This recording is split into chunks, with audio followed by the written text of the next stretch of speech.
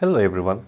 In this video I'm gonna show you a debugging tool that I built in my spare time to streamline the debugging process of our Ruby applications.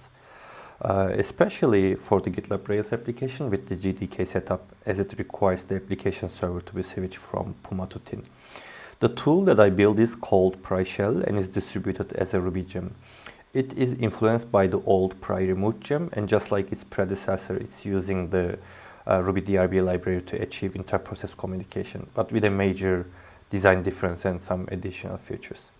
The difference is, instead of opening the DRB server on the application to be debugged, pry-shell runs the DRB server in a standalone Ruby process, which can be opened by the pry-shell executable. That makes it possible to run multiple remote pry sessions at the same time with the same host and port configuration.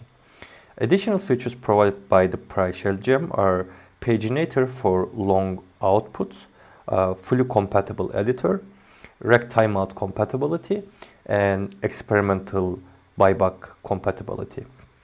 I wanted to put emphasis on the word experimental, and we will see what I mean by experimental in a minute.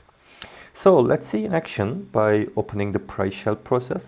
By running the pry-shell command on our command line interface. Here we have the pry-shell application running. The first thing we see is the main menu with 4 options available.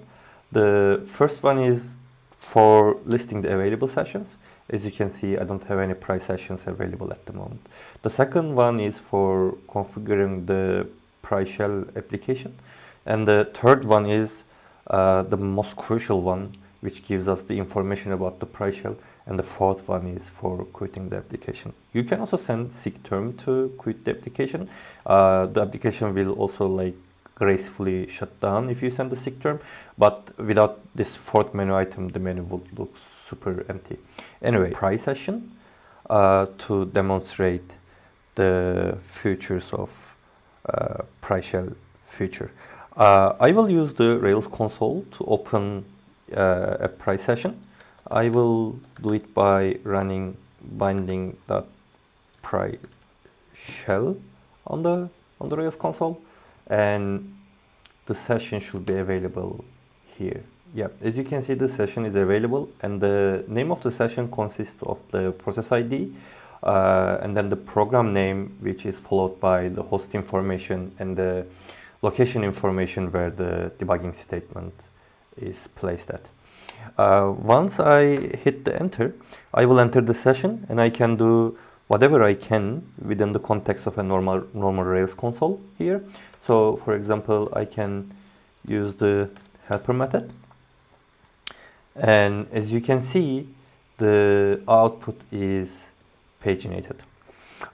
We can also use the auto completion feature to rest our fingers, and also the edit command to open the editor.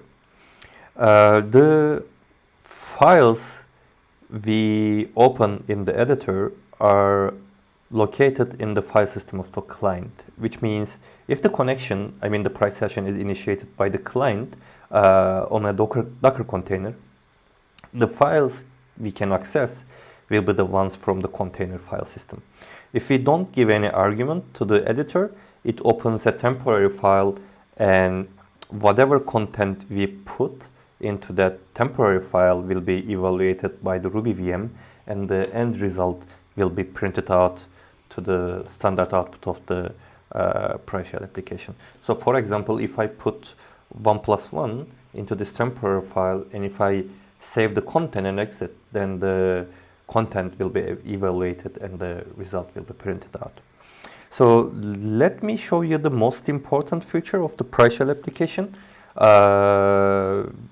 Actually, the reason that I wrote this gem for switching between multiple pry sessions. So to do so, I will schedule a background job which already has the debugging statement in it. The background worker I'm talking about is the security store sequence worker, and as you can see, I have the debugging statement in the perform method here.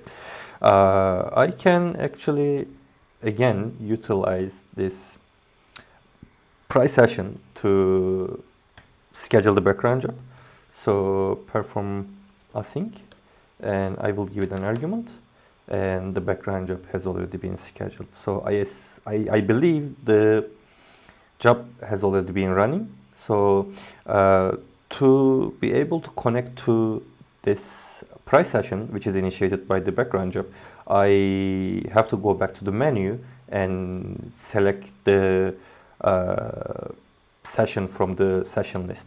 To do so, I can use the \m command, which is a special command for the pry-shell. And once I type in, I am now back to the main menu. This command doesn't actually close the current session. It keeps it open, so we can go back and select that session again. So as you can see, now we have the session which is initiated by the sidekick process is also available here. So right now I am in the context of the within the context of the background job. So if I check the pipeline ID, it's 11, as we already set the pipeline ID as 11 while scheduling the background job. So once I exit from this pry-session, the execution will flow as normal. Now I want to show you the only configuration option available for the pry-shell application, which is the auto-connect configuration.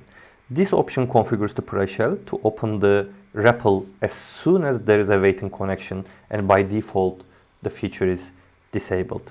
We have already seen how to connect to a remote session when the feature is disabled. So let me show you how it behaves when the feature is enabled. So I will set this feature as enabled. So now I am in the configuration menu. So if I open another pry-session from another process, I will expect this pry-shell application to automatically connect to that pry-session. I already put the debugging statement in one of our controllers, which is the dashboard controller, security dashboard controller for the project's resource, and it has the debugging statement in before action callback. And this is a bit different than the previous one we have already seen, which has the with buyback keyword argument. As I already mentioned in the beginning of this recording, the buyback feature, the buyback compatibility feature is experimental. And if you want to use the buyback features, you have to set this keyword argument as true. So I will just hit to one of the actions of this controller.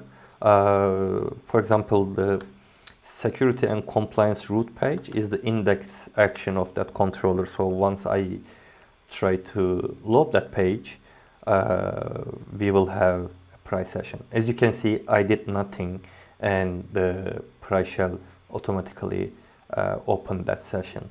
So here I can check the self, which should be an instance of the controller. Yes, it is. And I can check the parameters, and I can go back to menu, and then once I come back, I am at the location where I left the session. So as I already mentioned, we can use the buyback commands like next here. As you can see, it was previously located at line 15, and now it is located at line 16. And I can just type in exit, and I will expect the page to be loaded. Yes, it is being loaded. So another important feature of this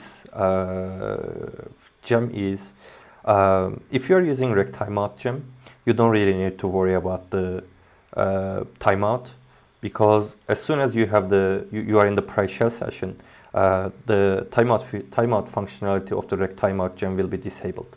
So you can hold the execution more than a minute in the case of GitLab Rails application, as it is configured as 60 seconds.